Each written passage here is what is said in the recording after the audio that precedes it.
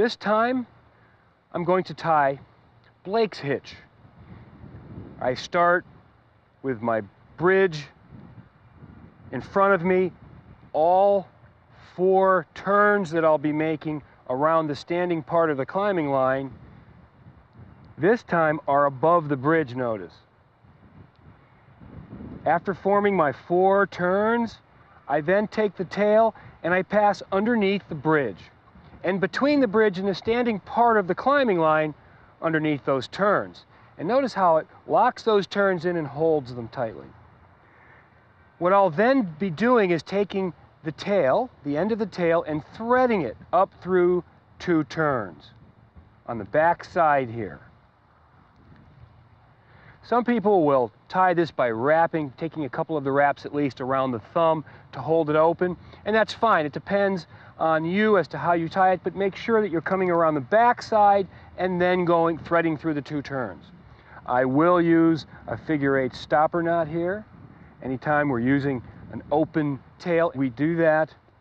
Now, Blake's hitch, to set Blake's hitch, what I want to do is, as I set my weight into it, I will tug on the tail, and that will set it.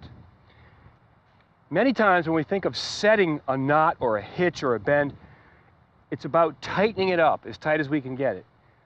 That is not the case with Blake's hitch. We want it to be taut and snug, but not as tight as we can get it. That would cause it to jam. So the setting action is a little bit different. I want it snug, I set into it, and I tug on the tail. Now, some of the advantages of Blake's hitch are that it doesn't bind the way the Pressic might, and even the taut-line hitch sometimes, especially if it's jammed up against the stopper knot. But also that it doesn't roll out, it won't work its way toward the stopper knot. And when we combine that with other components, for example, a micro pulley, those characteristics are favorable.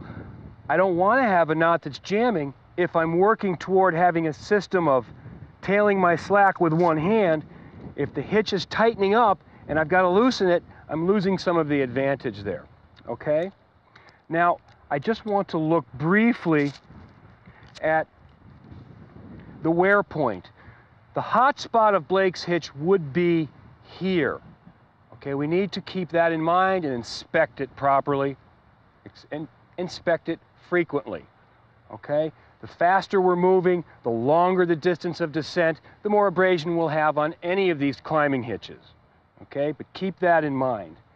And one more thing I'd like to add is that it's a temptation, and sometimes it can be confused by thinking that you want to thread up through the 2 turns here on the front side of the bridge. Don't be mistaken. Pass the tail under the bridge, in between the bridge and the standing part of the climbing line underneath the hitch, and then thread up through the 2 turns.